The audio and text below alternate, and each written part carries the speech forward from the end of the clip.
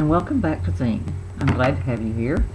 You've been doing a really good job. I noticed that some of you haven't been participating, but as my grandmother used to say, I'm probably preaching to the choir, because if you're watching this, you're pretty actively involved in our internship. This week is a pretty fascinating unit. We're going to be talking about how to segment and divide the target markets who are probably going to be buying our products. If we think that everyone is interested in our product, we're sadly mistaken. And I always remind interns not to tell me that when they're turning in their project, because no matter how good your project is or your product is, not everybody is going to be wanting it. One of the best examples of a product that everybody uses, but not everyone is the same target market, is toilet paper. We all use toilet paper in one way or another, but depending on who our target is, who we are, the kind of toilet paper we buy is very different. Here at Zing, we office out of a very large building, and that building is operated by the same management. So because they buy toilet paper by the crate, thousands and thousands of rolls of toilet paper every year, and because they're looking at cost, the toilet paper that they buy for our building here is not nearly as fine a quality as what I buy for my home. I like soft, I like quilted, and I like something that smells good. The office toilet paper is not the same. So those are very different markets. A business market that has a lot of turnover and a lot of people using the same product and is really interested in cost. And a personal consumer product by somebody who is really more interested in comfort and effectiveness. So we're going to be looking at how we divide targets up and select the people who are most possibly to buy our product. And that's what we're looking for when we say a target market, that group of people who is most likely going to buy and consume our product. There are 4 ways that we look at making sure a target market is viable for us. One is it sustainable? Is it big enough either in the number of people who are going to be using it or in the amount of money they're going to be spending to make it worth our effort? Another part is that it is identifiable and measurable. We need to be able to know how to find people in our target market and how to measure them to see how many there are. Next, it needs to be accessible.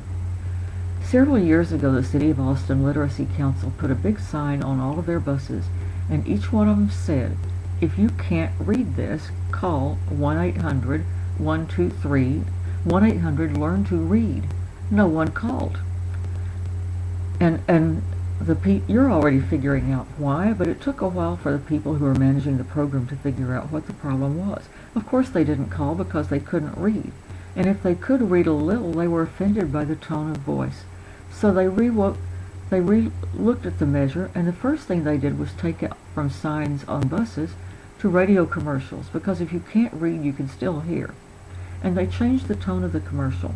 And they said, if you can't read as well as you would like to, and put the phone number, not in a word, but a number, because again, people who can't read very well are usually pretty good with numbers and phone numbers especially.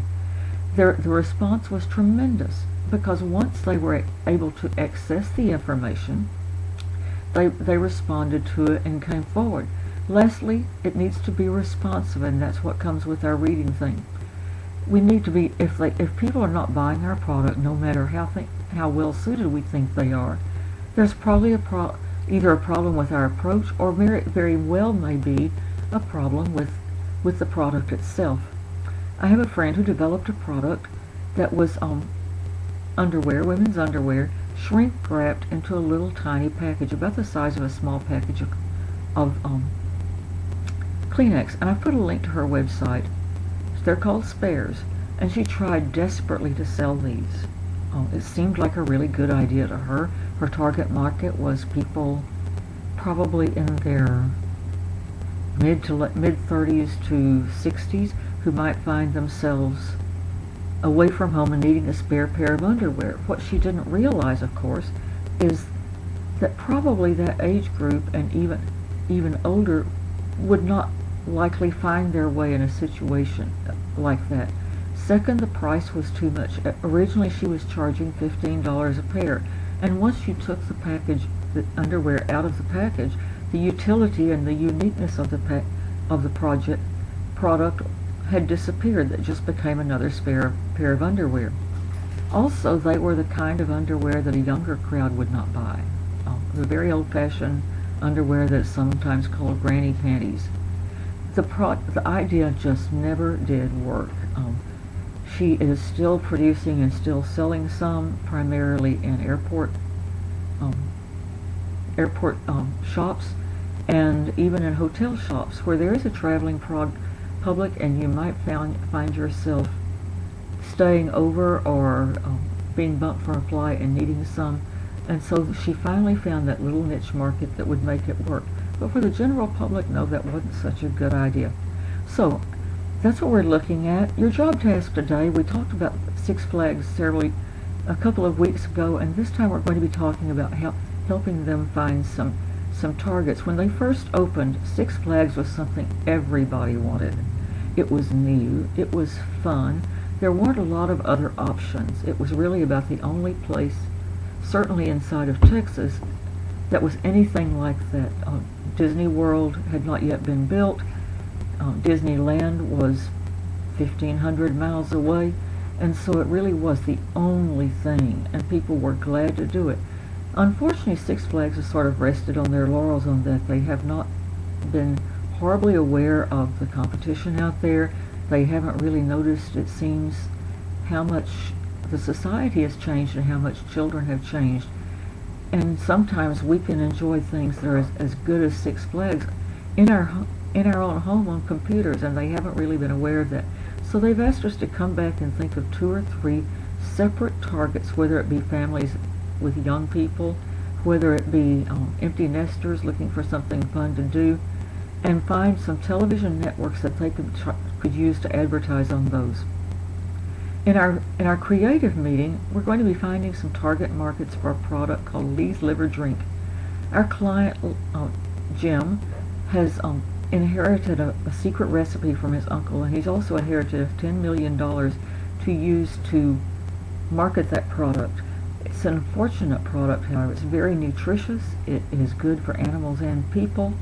It's inexpensive to produce, so he can charge a fairly small price.